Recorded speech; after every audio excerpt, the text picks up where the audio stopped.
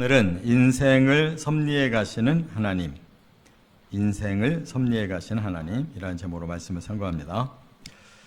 지금까지 우리가 사사들의 행적에 대한 말씀을 상고했다면 이제 오늘부터는 룻기의 말씀을 상고하는데, 연대를 따져본다면 삼손보다는 바로 앞부분, 삼손 이전에 살았던 이 룻기의 말씀을 우리가 성경의 순서로 따진다면 삼손보다 바로 앞서서 그들이 살았다 이렇게 봅니다. 그래서 연대를 따져보면 BC 1100년경쯤 된다고 이렇게 볼 수가 있어요. 족보를 보고 그걸 알 수가 있습니다. 하나님은 이제 성경을 주셨는데, 성경의 핵심이 뭐냐면 메시아에 대한 계획이에요. 그렇기 때문에 메시아가 언제 올 거냐, 또 어떻게 올 거냐, 이것이 이제 성경의 핵심입니다. 오늘 본문의 룻이라는 여인이 바로 이 하나님이 메시아를 보내실 이 계획에 들어있는 사람이에요. 그렇기 때문에 룻기는 짧아도 4장밖에 안 돼도 아주 중요한 메시지가 거기에 숨어 있다 하는 것입니다. 본래 룻은 이방 여자입니다. 그런데 이렇게 나오미의 가정으로 이제 시집을 왔는데, 어떻게 모압 여자가 이렇게 이스라엘 사람의 집으로 시집을 왔느냐? 이것이 바로 이제 하나님의 섭리 속에서 이루어지는 일인데, 베들레헴에 살던 이 나오미의 가정이 기근이 생기니까 우리 이민 가자. 그래서 사해를 건너서 모압으로 갔다가 거기서 두 아들을 다 장가 보냈어요. 그래서 이 룻이 이렇게 이스라엘의 백성이 된 것입니다. 그런데 이 모압 사람은 본래는 이 아브라함의 조카 롯의 자손들이에요. 그래서 하나님이 굉장히 아껴요. 형제 국가로. 그런데 끝까지 이들이 그 형제의 의리를 안 지키고 계속 이스라엘을 공격을 하고 못되게 했기 때문에 마지막에 이 암몬과 모압은 총에 오지 못하게 해라. 이스라엘과는 함께 할 수 없는 그런 나라로 하나님이 심판해 버리셨어요. 그러나 개인은 그렇지 않다는 거예요. 개인적으로는 룻 같은 여인은 끝까지 시어머니의 나라로 가겠다고 그렇게 믿음과 효성을 보임으로써 메시아의 계보를 이루는 한 여인으로 사용을 하셨다는 거예요. 자, 그렇다면 이러한 섭리가 이미 과거에도 있었어요. 창세기 때는 헷 여자 다말, 유다의 며느리입니다. 그가 또 하나님 마음에 같은 믿음을 가지고 있었고, 그 다음에 여호수아서에 보면 라합이라는 그 아모리족의 그 이방 여자, 더구나 기생이, 이 라합이 바로 이스라엘 사람과 결혼해요.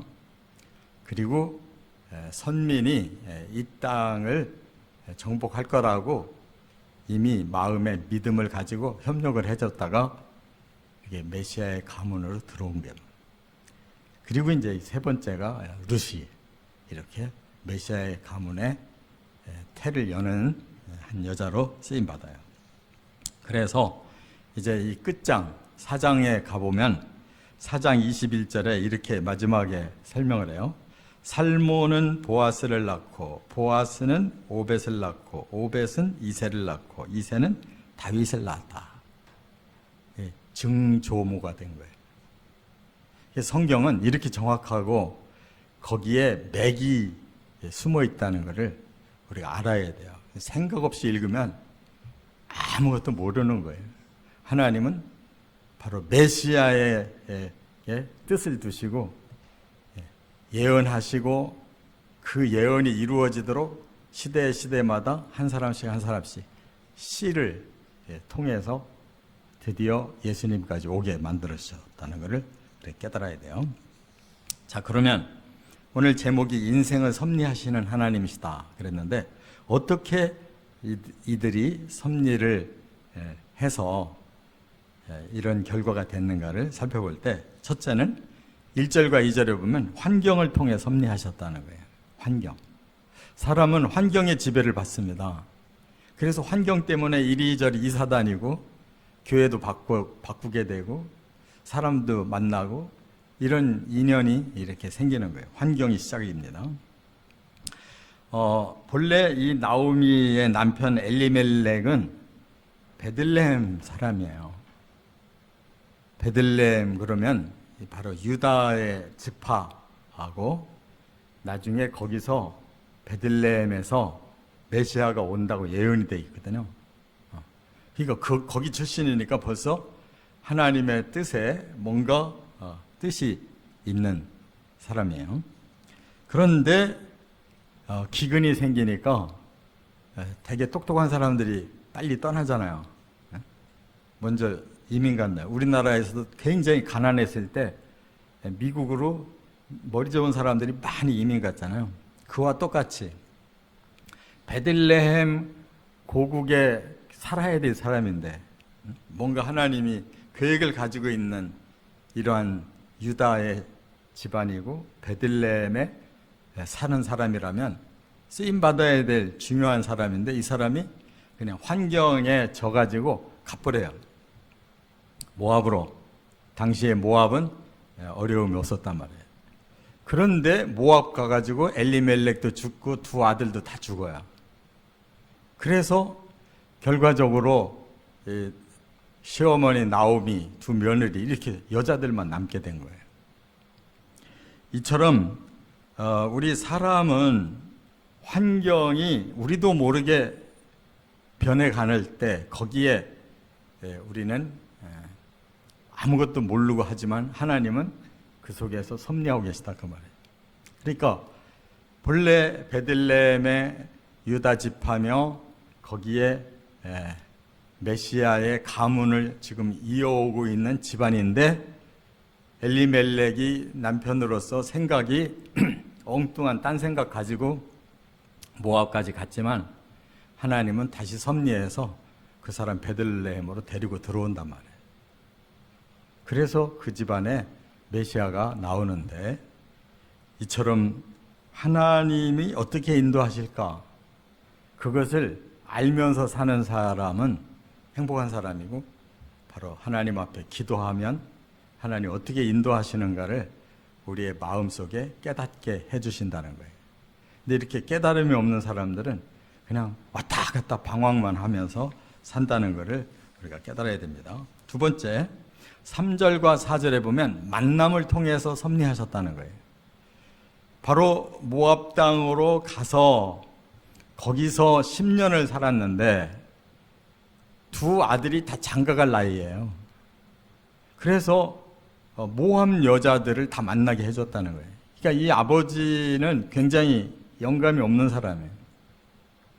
그냥 먹고 사는 것이 제일 중요하다고 생각해서 그냥 후딱 모압으로 건너갔는데 거기서 또 자식들이 장가들어야 될 나이가 되니까 후딱 모압 여자들하고 결혼을 다 시켜버렸어요.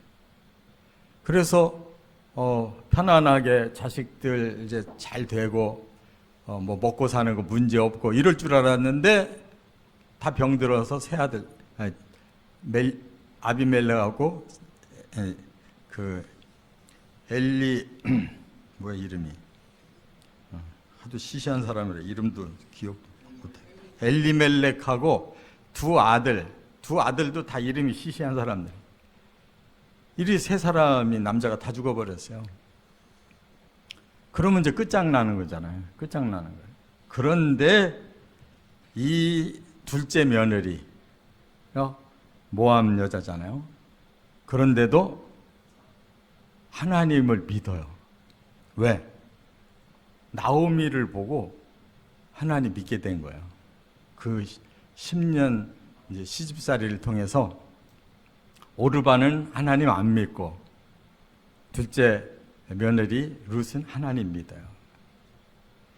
그러니까 바로 그 하나님의 섭리라는 것은 이렇게 결혼을 통해서 두 며느리가 들어왔어도 그 한 며느리에게는 바로 가능성이 열려 있는 거예요. 그래서 결국은 다시 환경이 다시 바꿔지니까 그 며느리가 이스라엘 사람으로 돌아와서 그들이 못한 일을 대신 이어가는 이방 여자지만 하나님의 눈에 그 믿음이 보이고 그 씨를 받겠다고 하는 이런 마음이 있으니까 본토 사람들이 쓰임받은 게 아니라 엉뚱한 모압 여자가 그 자리로 베들레헴의 메시아의 가문으로 딱 들어와서 그 여자를 통해서 이어갔다 그 말이에요.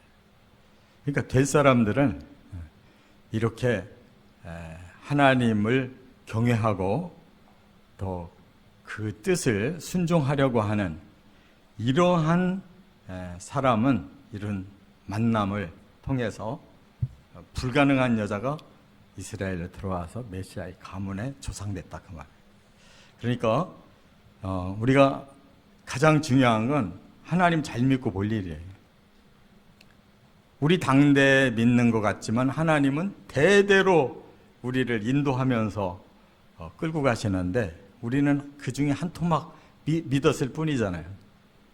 그러나 윗대를 연결하시고 아랫대를 연결하시는 분은 하나님이시니까 하나님을 잘 경외하시기를 바랍니다.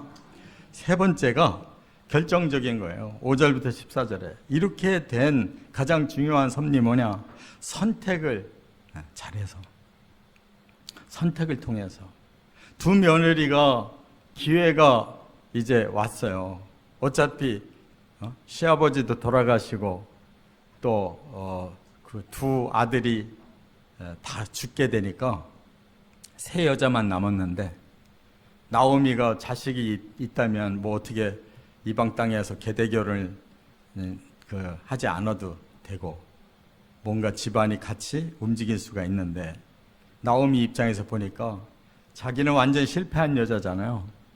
괜히 이민 가가지고 남편 죽이고 두 아들 다 죽인 결과가 됐고 이방 며느리 둘만 남았는데 아무리 생각해도 여기서 살 수가 없어요.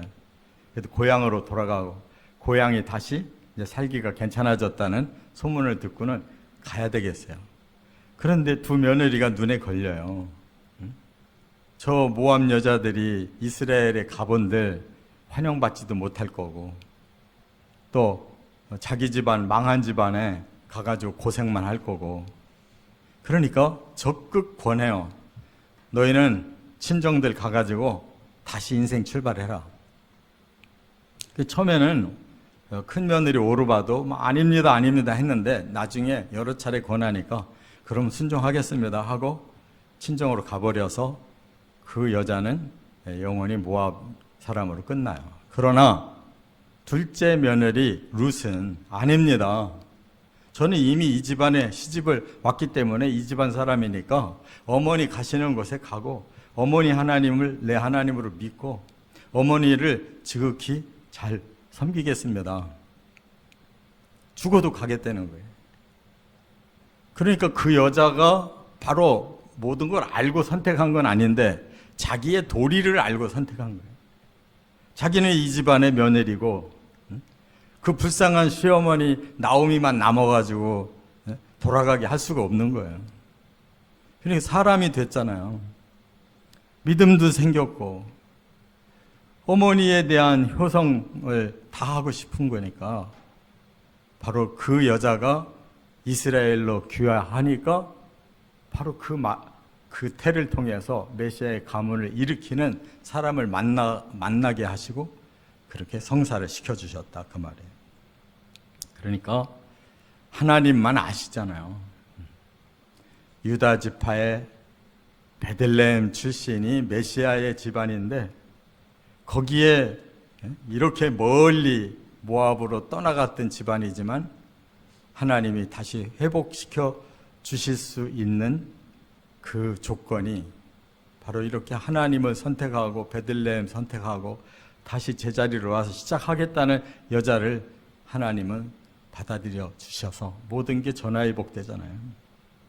결국 하나님의 뜻을 펼칠 수 있는 그런 선택과 순종을 하는 자에게 이 복이 돌아간다는 거예요.